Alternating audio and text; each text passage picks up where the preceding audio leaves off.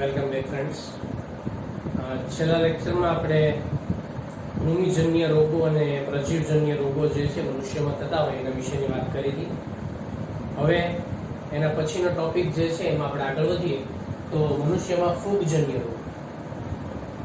જુદા જુદા પ્રકારના જે રોગ કારકો છે એમાં ફૂગ પણ મનુષ્યમાં ઘણા બધા અલગ અલગ પ્રકારના રોગો જે છે એ એમાં પ્રેરતા હોય છે અથવા તો એ રોગો એના દ્વારા થતા જોવા મળતા હોય છે. જેમાં એક સર્વ સામાન્ય જે ફૂગ દ્વારા થતો એક ચેપી રોગ છે અને જેને આપણે દરાજ દાદર કે એને રિંગવોર્મ તરીકે ઓળખીએ છીએ.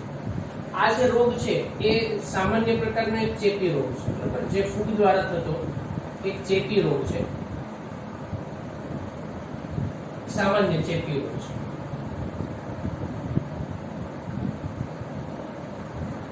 હવે આ રોગ જે છે એ કોના દ્વારા થતો હોય છે? તો એના માટેની રોગ કારક તરીકે 3 ફૂગ જે છે એ ફૂગ જવાબદાર છે. જેમાં સૌથી પહેલી છે માઇક્રોસ્પોરમ.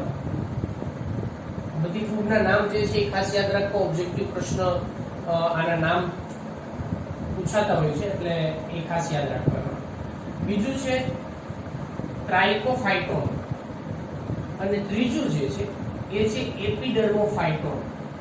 તો માઇક્રોસ્પોરમ, ટ્રાઇકોફાઇટોન અને એપિડર્મોફાઇટોન આ 3 ફૂગ જે છે એ દરાજ કે દાદર જેવા જે ચામડીના જે રોગ છે એ રોગ ઉત્પન્ન કરવા માટે જવાબદાર છે. હવે આ રોગ અથવા તો આ પ્રકારની જે ફૂગ છે એ એકથી બીજા વ્યક્તિમાં કઈ રીતે ફેલાતી હોય છે, એટલે કે એનો ફેલાવો જે છે કઈ પ્રકારે થતો હોય છે. તો કોઈ પણ રોગિષ્ઠ વ્યક્તિ છે એ રોગિષ્ઠ વ્યક્તિના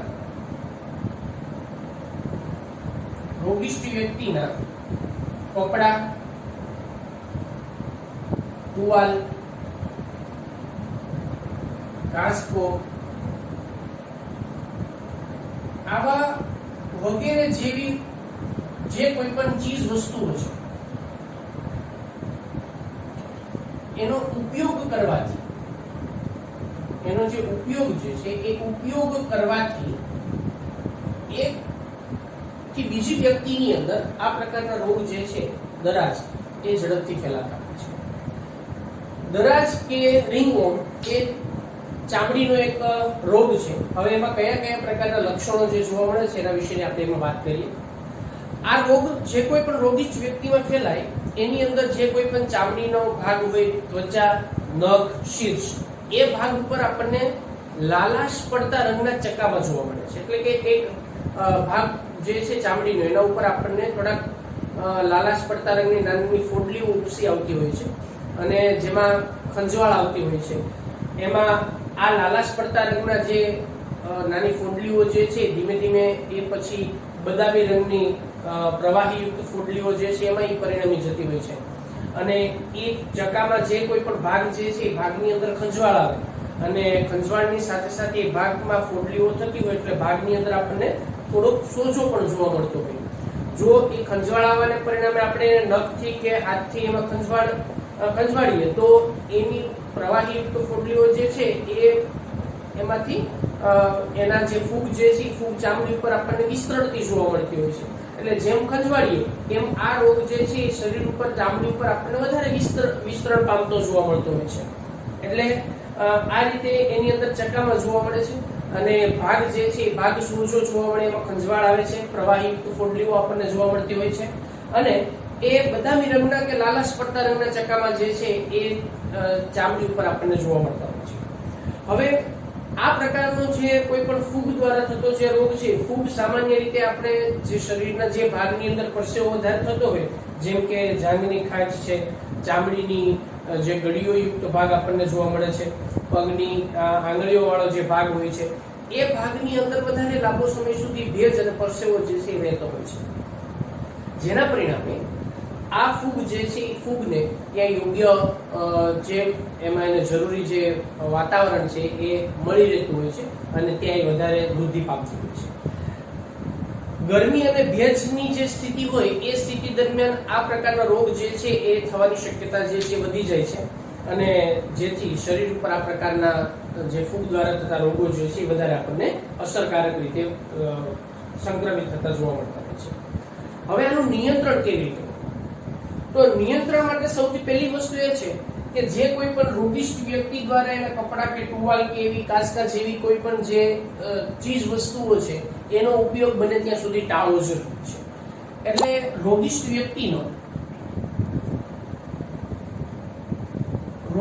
વ્યક્તિની જે કોઈ પણ એવી વસ્તુઓ છે એ વસ્તુઓનો ઉપયોગ ટાળવો.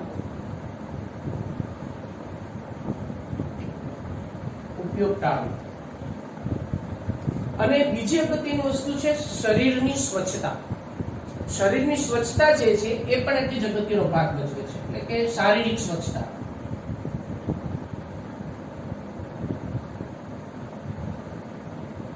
અને આ રોગ જે છે એની સામે ઘણી બધી એન્ટીફંગલ અને એન્ટીબાયોટિક્સ જે દવાઓ જે છે એનો પણ ઉપયોગ કરવાથી એની સામે આપણે નિયંત્રણ મેળવી શકીએ છીએ.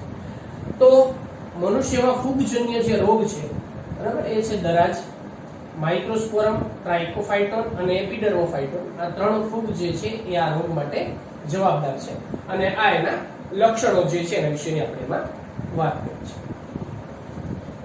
ચાલો વિદ્યાર્થી મિત્રો, હવે આપણે અત્યાર સુધીમાં ઘણા બધા અલગ અલગ પ્રકારના ચેપી રોગો જે છે એના વિશેની આપણે એમાં વાત કરી. હવે આ બધા જે ચેપી રોગો છે એ ચેપી રોગોને આપણે ફેલાવતા કેવી રીતે અટકાવી શકાય, એના માટે લોકો જે છે એ લોકોને કેવી રીતે જાગૃત કરી શકાય અને એની સામે આપણે કયા કયા પ્રકારના પગલાં લેવા જોઈએ કે જેથી આ બધા રોગો જે છે એ રોગોનું નિયંત્રણ થઈ શકે છે અને રોગોને ફેલાતા આપણે અટકાવી શકાય છે. તો એના વિશેની હવે આપણે ચર્ચા કરીએ. તો મુખ્યત્વે આની અંદર 2 બાબતોનો સમાવેશ થાય છે. સૌથી પહેલી બાબત જે છે એ છે વ્યક્તિગત સ્વચ્છતા. આ સૌથી અગત્યની બાબત છે. જો વ્યક્તિની શારીરિક સ્વચ્છતા અને માનસિક સ્વચ્છતા હશે તો એ પોતે ઘણા બધા અલગ અલગ પ્રકારના જે રોગો જે છે એ રોગોથી મુક્ત રહી શકવાનો છે. તો એમાં શારીરિક સ્વચ્છતામાં કઈ કઈ બાબતોનો સમાવેશ થાય છે? તો શારીરિક સ્વચ્છતા જે છે એ અને વ્યક્તિગત સ્વચ્છતાની અંદર જે કોઈ પણ વ્યક્તિ જે છે એ વ્યક્તિ દ્વારા જે ઉપયોગમાં લેવામાં આવેલ ખોરાક, પાણી, હવા એ શુદ્ધ હોવા જરૂરી છે. બીજું કે એની વ્યક્તિગત સ્વચ્છતા જે છે એ પણ જરૂરી છે. એની સાથે સાથે એમાં ફળ, શાકભાજી, દૂધ વગેરે જેવા જે પોષક સંબંધિત કેટલાક જરૂરી જે ઘટકો છે જે આપણને એમાંથી મળી રહેતા હોય એવા ખાદ્ય પદાર્થોનો ઉપયોગ જે છે એ પણ કરવો જરૂરી છે. આ ઉપરાંત વ્યાયામ જે છે એ યોગ, આ બધી બાબતો જે છે એ પણ આપણને વ્યક્તિગત સ્વચ્છતાની અંદર એમાં એનો સમાવેશ જે છે એ કરી શકે છે. હવે બીજી બાબત જે છે એમાંની ખાસ અગત્યની એ છે જન સમુદાયની સ્વચ્છતા. હવે જન સમુદાયની સ્વચ્છતા જે છે એમાં જાહેર સ્વચ્છતા વિશેની ઘણી બધી બાબતોનો આપણે એમાં ચર્ચા કરીશું. જેમાં ખાસ કરીને આપણે જે નકામા પદાર્થો જે છે અને બાકીના અમુક જે કોઈ પણ ઉત્સર્ગ દ્રવ્ય હોય કે ઉત્સર્ગ પદાર્થો હોય તો એનો યોગ્ય નિકાલ જે છે એ કરવો જરૂરી બની શકે છે. કેમ કે એનો યોગ્ય નિકાલ ન કરવામાં આવે અને જો એ એક જગ્યાએ આપણને ક્યાંક જે તે કોઈ પણ જગ્યાએ પડ્યા રહેતા હોય તો એમાં ઘણા બધા રોગકારકો જે છે એ એના ઉપર નભતા હોય છે અથવા તો રોગકારકો જે છે એમાં ઉત્પન્ન થવાની શક્યતા રહેતી હોય છે. એટલે ઉત્સર્ગ પદાર્થો જે છે એમાં ખાસ કરીને રોગિષ્ટ વ્યક્તિના જે ઉત્સર્ગ પદાર્થો જે છે જેના દ્વારા વધારે ચેપ ફેલાવાની શક્યતાઓ રહેલી છે એનો નિકાલ કરવો જરૂરી છે. બીજું, આપણી આસપાસ જે કોઈ પણ પાણીના જળાશયો હોય, ટાંકી હોય કે ક્યાંક પાણી ભરાઈ રહેતું હોય, એવા ખાડા ખાબોચિયા હોય, આ બધાની અંદર પણ સમયાંતરે સફાઈ કરતી રહેવી જરૂરી છે. એવાની આપણા ઘરને જે પાણીની ટાંકી હોય એની પણ સમયાંતરે સફાઈ કરતી રહેવી જરૂરી છે. અને જો એ પાણી ભરેલી જે કોઈ પણ ટાંકી હોય એને જે ઢાંકણ છે એને વ્યવસ્થિત રીતે બંધ રાખવું પણ જરૂરી છે. આ ઉપરાંત આપણે આપણી જે કોઈ પણ જાહેર સ્થળો છે એ જાહેર સ્થળોની સફાઈ એ જરૂરી છે. અને બીજી વસ્તુ જે છે કે સફાઈ અને જાહેર સ્થળોએ ગંદકી ન કરવી, ગંદકી ન કરવી એ પણ ખાસ એક અગત્યની બાબત છે. કે જાહેરમાં કોઈ પણ વસ્તુ જે છે, કૂડો કચરો આપણે ગમે ત્યાં ફેંકવો નહીં, બરાબર. જાહેર સ્થળો જે છે ત્યાં ધૂમ્રપાન ન કરવું, જાહેર સ્થળો જે છે એને આપણે સ્વચ્છ રાખવા એ આપણી નૈતિક ફરજ છે. તો આ જાહેર સ્થળો જે છે ત્યાં સફાઈ રાખવી અને બીજું કે ત્યાં ગંદકી ન કરવી એની પણ આપણે કાળજી રાખવી ખાસ જરૂરી છે. ચેપી રોગોનો ફેલાવો જે છે શક્ય એટલો અટકાવવો જરૂરી છે. અત્યારે આપણે જેમ જાણીએ છીએ બધા ભાઈ વિશ્વ આખું જે છે એ કોરોના મહામારીથી પ્રભાવિત છે. તો આ જે ચેપી રોગો છે એ ચેપી રોગોનો ફેલાવો જે છે એને અટકાવવો જરૂરી છે અને એના માટે લોકોએ પોતે જાગૃતતા રાખવી જરૂરી છે. મોઢા ઉપર માસ્ક જે છે બાંધવું જરૂરી છે. વારંવાર સાબુથી હાથ જે છે એ ધોતા રહેવા જરૂરી છે. આ બધી બાબતો જે છે જનજાગૃતિ વિશેની વાત છે. જો આવી જાગૃતિ લોકોમાં આવશે તો અને તો જ આવા બધા જે ચેપી રોગો જે છે એ ચેપી રોગોને આપણે અટકાવી શકશું અથવા તો ચેપી રોગો જે છે એની સામે આપણે બચી શકશું. આ ઉપરાંત ઘણા બધા એવા જે દર્દીઓ હોય કે જેને શરદી હોય, ન્યુમોનિયા હોય કે એવા કોઈ પણ ચેપી રોગો હોય, તો એ જે રોગગ્રસ્ત વ્યક્તિ છે એનો સંપર્કમાં બને ત્યાં સુધી ન આવે. અને બીજી બાબત એ છે કે આ જે ચેપી રોગો જે કોઈ પણ હોય એ ચેપી રોગો જે વ્યક્તિમાં ચેપી રોગ હોય અથવા તો જે રોગિષ્ઠ વ્યક્તિ છે એના દ્વારા ઉપયોગમાં લીધેલી કોઈ પણ એવી ચીજ વસ્તુઓ જે હોય કે જેનાથી એ રોગ ફેલાઈ શકે છે, તો એ વસ્તુનો ઉપયોગ જે છે એ આપણે પણ એની પાસેથી એ વસ્તુ લઈ અને એનો ઉપયોગ જે છે એ કરવો ટાળવો જરૂરી છે. આ ઉપરાંત ઘણા બધા એવા જે કોઈ પણ રોગો છે કે જે રોગ વાહકો દ્વારા ફેલાતા આપણે જોવા મળતા હોય છે, જેમાં ખાસ કરીને મેલેરિયા છે, ફિલારિયાસિસ છે. આવા જે રોગો છે કે જે કોઈ વાહકો દ્વારા ફેલાતા હોય છે, જેમાં મચ્છર, ઘરમાખી આ ઘણા બધા અગત્યનો એમાં ભાગ ભજવતા હોય છે. તો એનું નિયંત્રણ જે છે એ ખાસ એમાં જરૂરી બનતું હોય છે. આપણા જે રહેણાંકના જે વિસ્તાર છે, આપણે જ્યાં જે જગ્યાએ રહેતા હોય એ રહેણાંકના જે વિસ્તારો છે એની આજુબાજુ ખાસ ક્યાંય ગંદકી ન ફેલાય અને એ વિસ્તારો જે છે એને સ્વચ્છ રાખવા જરૂરી છે, જેથી બધા ચેપી રોગો હોય કે અન્ય કોઈ પણ રોગો જે છે એને આપણે ત્યાં ટાળી શકાય છે. ઘરમાં સાફ સફાઈ કરવી પણ જરૂરી છે. ઘણા બધા જગ્યા ઘરની અંદર જો આપણે વાત કરીએ તો કુલરમાં ભરેલું જે પાણી છે એ પાણીની અંદર પણ ઘણી વખત કેટલાક મચ્છર જે છે પોતાના ડીંભ મૂકતા હોય અને જેના દ્વારા ડેન્ગ્યુ ને એવા બધા રોગો જે છે એ પણ ફેલાતા હોય છે. તો આ કુલરમાં રહેલા પાણી જે છે એનો પણ સમયાંતરે એમાં કુલરની એની પણ સાફ સફાઈ કરતી રહેવી જરૂરી છે. ઘરની અંદર સ્વચ્છતા જે છે એ રાખવી જરૂરી છે. આ ઉપરાંત ઘરમાં જે બહારથી એવા જે રોગના વાહકો છે અથવા તો જે કોઈ પણ એવા ઉપદ્રવી સજીવો છે એ પ્રવેશ ન પામે એના માટે મચ્છરથી બચવા માટે ઘરની જે કોઈ પણ બારી બારણા હોય અથવા તો એવા કોઈ પણ જે ખુલ્લા ભાગ કે જ્યાંથી એ અંદર આવી શકે છે તો ત્યાં મચ્છરદાની અથવા તો મચ્છર જે છે જાળી એના અવરોધ માટે ત્યાં જાળી બાંધવી પણ જરૂરી બની ચૂકી છે. મચ્છર જે છે એમાં કેટલાક મીઠા પાણીની અંદરના અમુક જે મચ્છર જે છે પોતાના જે ડીંભ મૂકતા હોય તો એ અથવા તો ઈંડા જે છે એના એ પાણીની સપાટી પર હોય તો આપણે જળાશયોની અંદર આ મચ્છરના ડીંભને ખાઈ જતી માછલી જે છે ખાસ એ ગેમ્બુસિયા માછલી જે છે એનો ઉછેર કરવો જરૂરી છે. આ ગેમ્બુસિયા માછલી જે છે એ ગેમ્બુસિયા માછલી આનું નામ જે છે ખાસ યાદ રાખવું. આ ગેમ્બુસિયા માછલી જે છે એ આ મચ્છરના ડીંભ જે છે એ ડીંભનો પોતાના ખોરાક તરીકે ઉપયોગ કરી રહેતી હોય છે, જેથી આ જે મચ્છર જે છે એ મચ્છરનો ઉપદ્રવ એમાં ઘટી જતો હોય છે.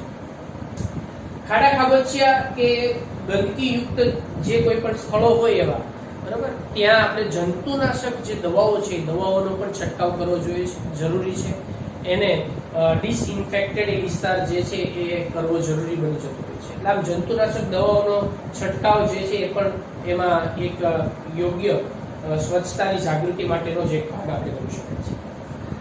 એડિસ મચ્છર જે છે એ આપણે આગળ જેમ વાત કરી ભાઈ એમાં એનાફિલિસ માદા દ્વારા જે છે એ રોગ મેલેરિયા જેવા ફેલાતા હોય છે. એમ એડિસ મચ્છર જે છે એના દ્વારા ડેન્ગ્યુ અને ચિકનગુનિયા જેવા રોગો ફેલાતા હોય છે. તો આ એડિસ મચ્છર જે છે એનો ઉપદ્રવ ઘટાડવો જોઈએ. એડિસ મચ્છર જે છે એ જે કોઈ પણ જગ્યાએ એના ઈંડા કે ડીંગ જ્યાં મૂકતા હોય એ વિસ્તાર જે છે એ વિસ્તારની અંદર પણ આપણે ખાસ જંતુનાશક દવાઓનો છંટકાવ કરી અને એનું નિયંત્રણ જે છે એ કરવું જરૂરી બની જતું છે. એટલે આ બધી બાબતો જે છે એ જન સમુદાયની અંદર સ્વચ્છતા જે છે એ રાખવા માટે આપણે કેટલીક બાબતોની અંદર ગંભીરતાપૂર્વક જે લોક જાગૃતિ જે છે એ લોક જાગૃતિ લાવવી જરૂરી છે. તો જ આપણે આ બધા રોગો જે છે એ રોગો સામે આપણે રક્ષણ મેળવી શકીએ અથવા તો એ રોગો જે છે ફેલાતા આપણે અટકાવી શકીએ. ધીમે ધીમે જેમ જેમ સંશોધનો થતા ગયા એમ જીવ વિજ્ઞાનની અંદર પણ વૈજ્ઞાનિકો દ્વારા બધા રોગ કારકો છે, રોગનો ફેલાવો છે, આ બધી જ બાબતો જે છે એનો જે અભ્યાસ થતો ગયો એમ એના નિવારણ અને એના રોગોથી બચવા માટેના ઘણા બધા ઉપાયો જે છે, જે દવાઓ છે, જે રસીઓ છે એની પણ આપણે શોધ કરી ચૂક્યા છે. તો એમાં ખાસ કરીને પોલિયો છે, ડિપ્થેરિયા છે, ટીટેનસ, આવા ઘણા બધા એવા રોગો છે કે જે રોગોની જે વેક્સિન છે, જે રસી જે છે એ વૈજ્ઞાનિકો દ્વારા સફળતાપૂર્વક એની રસી બનાવવામાં આવેલી છે, જેથી કરીને આ ચેપી જે રોગો છે અથવા તો આ પ્રકારના જે કોઈ પણ એમાં રોગો એ રોગોની જે સામે પ્રતિકારકતા જે છે એ પ્રતિકારકતા આપણે ઉત્પન્ન કરી શકાય છે. અત્યારના સમયમાં જે બાયોટેકનોલોજી જે છે, બાયોટેકનોલોજીના ઉપયોગ દ્વારા આપણે ખૂબ ઝડપથી એવી બધી રસીઓ જે છે એ રસીઓ આપણે બનાવી શક્યા છે. એનું સારા વધારે પ્રમાણમાં ઉત્પાદન પણ મેળવી શકાય છે. આ ઉપરાંત ઘણી બધી એન્ટીબાયોટિક્સ જે દવાઓ છે એ દવાઓ જે છે એનો પણ આપણે ઉત્પાદન જે છે એ ઉત્પાદનની અંદર વધારો કરી ચૂક્યા છે.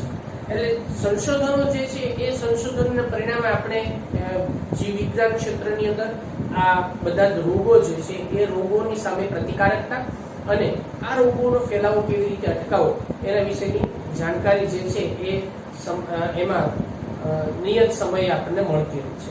એટલે આવી જે બાબતો જે છે એમાં આપણે ગંભીરતાપૂર્વક જો વિચારીએ, ગંભીરતાપૂર્વક જો આપણે કાળજી રાખીએ તો આ બધા જ જે રોગો જે છે એ રોગો આપણે ફેલાતા અટકાવી શકશું.